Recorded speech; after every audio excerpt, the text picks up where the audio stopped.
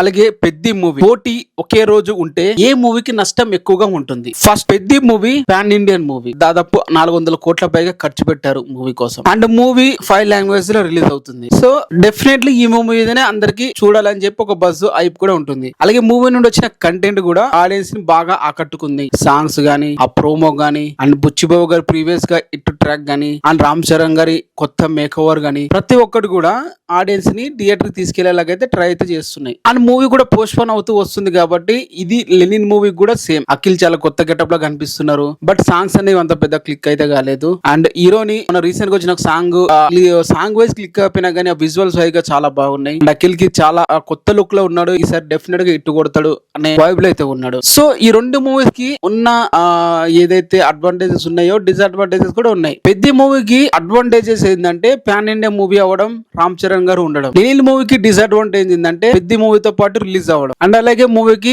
ఇంకా స్టార్ గా ఇంకా ఎదగలేదు కాబట్టి ఇది ఒక డిసడ్వాంటేజ్ అని చెప్పాలి. ఇవన్నీ పక్కన పెడితే ఎవరికి ఎక్కువ నష్టం ఉంటుంది? మెయిన్ గా నష్టం ఉండేది మాత్రం పెద్ద మూవీకి. అదేంటి, అఖిల్ కదా నష్టపోయేది. అఖిల్ కదా చిన్న మూవీ, అఖిల్ కదా అసలు కలెక్షన్స్ రాకుండా మూవీ ఫ్లాప్ అయ్యేది. పెద్దకి ఎందుకు అవుతుంది, రామ్ చరణ్ కి ఎందుకు నష్టం ఉంటది అని మీరు అన్న point 1. Akhil Lenin movie release అవుతుంది. దాదాపు దీన్ని కూడా హై బడ్జెట్ లోనే తీస్తున్నారు. మాక్సిమం ఒక 30 crores అట్లా బ్రేక్ ఈవెన్ వాల్యూతో రిలీజ్ అయితే చేస్తారు. 25 crores అట్లా బ్రేక్ ఈవెన్ వాల్యూతో. వాళ్ళకి బ్రేక్ ఈవెన్ వాల్యూ పెద్ద మ్యాటర్ కాదు. ఎందుకంటే ఒక 80 కోట్లు 60 కోట్ల గ్రాస్ వస్తే వాళ్ళ మూవీ హిట్ అన్నట్లు. పెద్ద మూవీకి అది అవ్వదు కదా. పెద్ద మూవీ మినిమం 500 కోట్ల పైగా కలెక్ట్ అయితే చేయాలి అవ్వాలంటే. ఎందుకంటే హై రేట్లకు అమ్ముతూ ఉన్నారు ప్రతి చోట్ల కూడా. సో పెద్ద మూవీ ఒకవేళ ఫ్లాప్ డాక్ వస్తే కలెక్షన్స్ అస్సలు రావు, ఇంత రామ్ చరణ్ గారు ఉన్నా కూడా. ఎందుకంటే ఈ మధ్య మనం చూస్తున్నాం స్టార్ హీరోస్ మూవీకి ఫ్లాప్ డాక్ వస్తే థియేటర్కి రావడం మానేస్తున్నారు ఆడియన్స్. వాళ్ళు చాలా తెలివైన వాళ్ళు. సో ఒకవేళ హిట్ అయితే మాత్రం కలెక్షన్స్ చాలా బాగా వస్తాయి. అనుకున్న దానికన్నా ఎక్కువ కూడా రావచ్చు ఒకవేళ ఇంకా మంచి టాక్ ఉంటే. సో 500 కోట్లు దాటుతుంది. అప్పుడు లెనిన్ మూవీకి నష్టం అయితే జరుగుతుంది. బట్ లెనిన్ మూవీకి యాక్చువల్ గా నష్టం ఉంటుందంటే ఉండదు ఎక్కువగా.